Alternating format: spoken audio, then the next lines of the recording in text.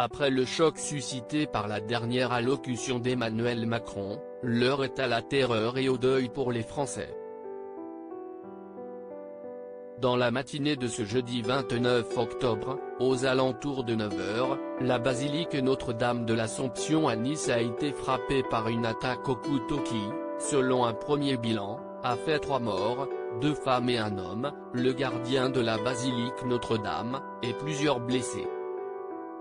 Face à l'Assemblée nationale et aux caméras de BFM TV, Jean Castex a prononcé un poignant discours suite à ce nouvel attentat, désormais entre les mains du parquet antiterroriste. 3 de nos compatriotes ont été assassinés à l'arme blanche dans des circonstances abjectes, a d'abord rappelé le Premier ministre. En ce moment tragique, nos premières pensées vont à leurs familles, à leurs proches, aux paroissiens de Nice mais aussi, plus largement, à toute la communauté catholique qui a été frappée en plein cœur. La nation partage leur douleur et leur immense émotion. Jean Castex a ensuite dénoncé une attaque aussi lâche que barbare en saluant l'intervention immédiate des forces de sécurité intérieure sous les applaudissements des députés, ces derniers se levant de leur siège dans un élan de solidarité pour applaudir les polices nationales et municipales, mais aussi le RAID. Je salue leur courage exemplaire, leur sang-froid, a souligné le locataire de Matignon. Une cellule de crise a été ouverte à l'hôtel de Beauvau tandis que l'assaillant, grièvement blessé par les forces de l'ordre sur les lieux du drame, a été transporté à l'hôpital.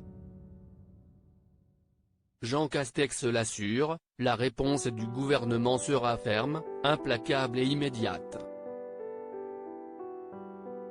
Le plan Vigipirate au niveau urgence attentat a également été étendu sur l'ensemble du territoire français et un nouveau conseil de défense aura lieu au matin de ce vendredi 30 octobre. L'horreur avant le reconfinement s'y estie donc à la veille d'un nouveau confinement généralisé, et quelques heures avant un discours de Jean Castex qui devra expliquer ses modalités, que la France est de nouveau plongée dans le deuil, moins de 2 semaines après l'assassinat brutal de Samuel Paty à Conflans-Sainte-Honorine, survenu le vendredi 16 octobre 2020.